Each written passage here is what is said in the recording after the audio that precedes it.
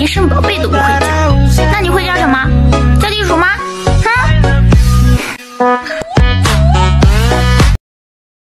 ছোট্ট কিউটি রাজকুমারী 10ই সেপ্টেম্বর রাজকুমারীর জন্মদিন। এটা রাতের রংপুর চেকপোস্ট, খুব সুন্দর দৃশ্য, ক্যাফে 66। তো আমাদের একমাত্র রাজকুমারী বলে কথা, তার জন্মদিন আর শপিং হবে না তা তো হয় না, এটা কিন্তু রাজকুমারীর দ্বিতীয় জন্মদিন। তো আমরা রেডি টেডি হয়ে শপিংয়ের উদ্দেশ্যে বের হলাম, চলে গেলাম আরএমসি শপিং কমপ্লেক্সে। রাজকুমারী কিন্তু শপিংয়ে গিয়ে অনেক বেশি খুশি। একটু বাবার সাথে শপিং মলে ঢুকছে আর আমি ক্যামেরাম্যান পিছন থেকে ভিডিও করছি। তো welcome my channel daily life রাজকুমারী।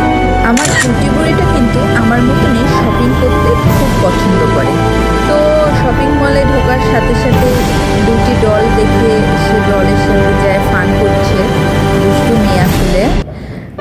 শপিংয়ে এসে কিন্তু সে মহা খুশি, সে কিন্তু নিজের শপিংয়ের কাপড় চোপড় নিজেই চয়েস করছে। দেখুন কতটা দুষ্টুমি করছে, আয়নায় গিয়ে আবার নিজেকে দেখছে, নাচছে, কি যে করছে আর না করছে। ও কিন্তু এখন আদো আদো সব ধরনের কথাই বলতে পারে, একেবারে তোতা পাখির মতো ওর কথাগুলো শুনতে লাগে, মনে হয় ছোট্ট একটা তোতা পাখি, কি মিষ্টি করে কথা বলছে। দেখুন পুরো শপিং মলটা কিন্তু উনি নাচু নাচু করে বেরিয়েছে। ওনার বার্থডে টু ইউ বলে কথা, দিন ধরে বলে মামা আমার বার্থডে টু ইউ, কী কী নেবে সেটাও বলে। তো আমরা নিচতলা থেকে এখন দোতলার দিকে যাইতেছি। আজকে কিন্তু আমি কালো রঙের একটা জামা পরেছি এবং আমার মিস্টার আমার সাথে ম্যাচিং করে কালো রঙের শার্ট পরেছে। আর আমার কিউটি বুড়িটাকে কেমন লাগছে অবশ্যই কিন্তু কমেন্টে জানাবেন। তো আমার কিউটি বুড়ি কিন্তু জামা কাপড় কেনা শেষ, এরপর আমরা জুতা কেনার জন্য জুতার দোকানে আসলাম।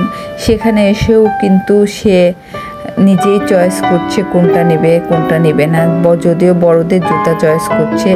পরে কিন্তু কিউটি বুড়িকে এই কালো রঙের জুতাটা কিনে দেওয়া হয়েছে। দেখুন কি চঞ্চলে, কোনো এক দোকানে থাকবে না, খালি ছুটে বেড়াচ্ছে। তারপর আবার বাবার কোলে উঠলো, বাবার কোলে উঠেও দুষ্টুমি।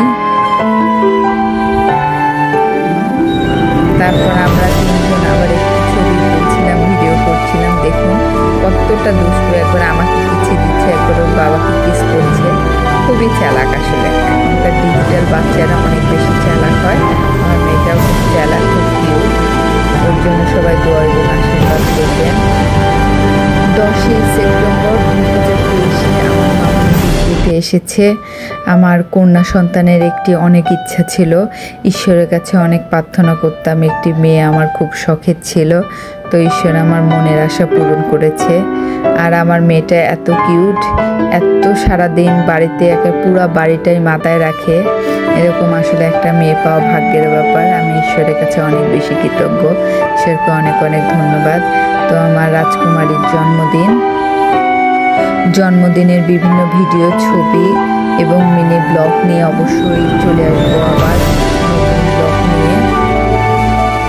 তো আমরা ঘুরছিলাম, পরে ঘুরতে ঘুরতে শপিং করতে করতে ক্ষুধা লেগে গেল।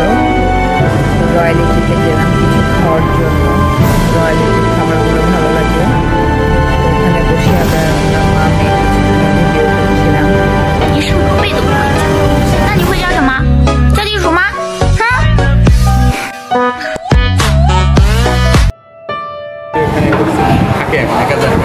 কোথায় দাও তো রাজকুমারী,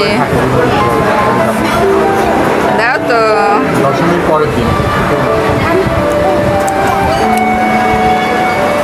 দাও না, দাও না, দেয় না, আমাকে দেয় না।